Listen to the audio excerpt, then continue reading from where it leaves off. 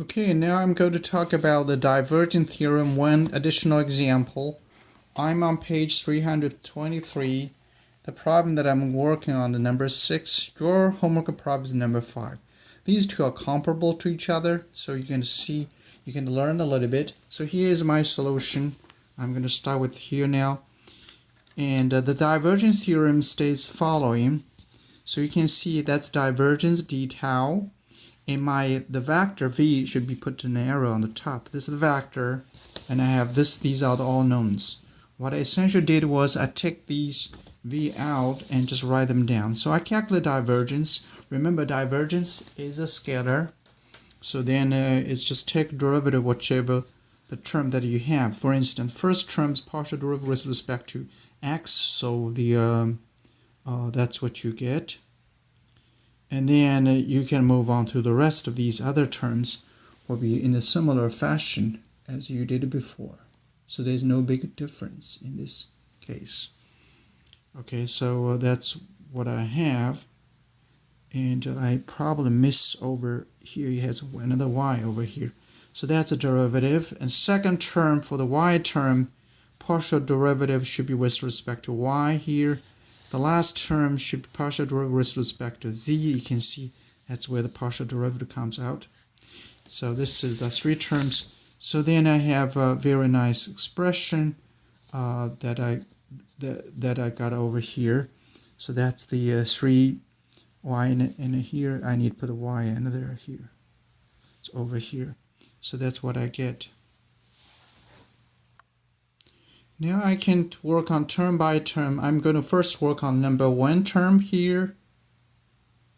And that's a triple intervals with respect to the volume. So you see that's what I have. So I first integral over dx first. So that's what I get. And so this is the expression that I have. And of course I have y terms here, same thing. Remember you have a y and dy in the answer that I sent you. Forgot to put y there. Eventually the results will be slightly different. Fortunately, because these x terms 0, so y term doesn't matter how large value that is. But if this is not 0, so then my answer would be incorrect. But just want to make sure you do plug this guys into it. So eventually first term is 0. Second term I do the same thing. There's no change. But one thing that I learned, if you look at this particular integral, you should follow. That's the second term. So this is the second term that I have. So you can see you have x here. So that's why here we have dx, x times dx, and do the integral like this. Now the dz is over a box. You remember this problem which tells you the box. So therefore, it started from 0 all the way to 1 for the dz.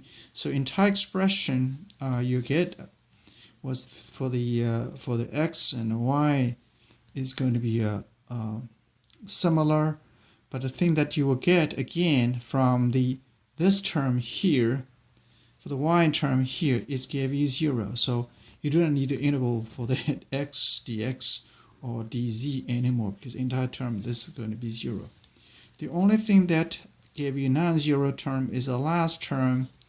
The last term, the first integral dx dy, this of course equals 1 because x from 0 to 1, y is also from 0 to 1. So 1 times 1 is still 1.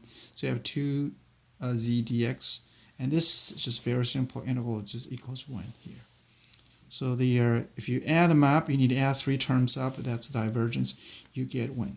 Now you could take a little harder way, which means we calculate, as you've seen before, for the divergence theorem, left-hand side is a volume integral, but you have divergence, and outside the left-hand side. The right-hand side, you do not have a divergence, but you only have a vector dot product with an n and d sigma. In this particular case, things slightly complicated, but not too bad. So you're going to see the integrals, not just one integral, you go over 6 surfaces. So where is 6 surfaces? You can see one is the front, one in the back, top, bottom, left, and right. So that's total, you have 6 integrals. I think why it's not too bad is the following. Let's look at the front surface. Front surface, you see here's a front surface. So x supposed to equals 1. So then you can see the front surface x equals 1. And then we will check out how do you calculate v dot n. The v dot n is the norm. N is the norm, surface normal. You remember surface normal is always point out of the page, and the dot product with the I. So because that's along I direction. So therefore, it only pick up the x term, essentially vx. So this gave you x cubed minus x squared and times y.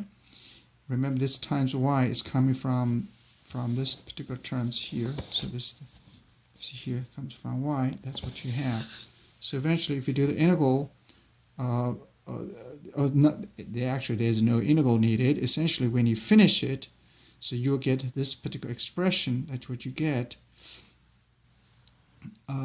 So this is what we are going to have. So this is essentially the entire expression. The reason I plug in this x first is because your d sigma, remember sigma, d sigma when along the x direction only have d sigma dx times dz this term.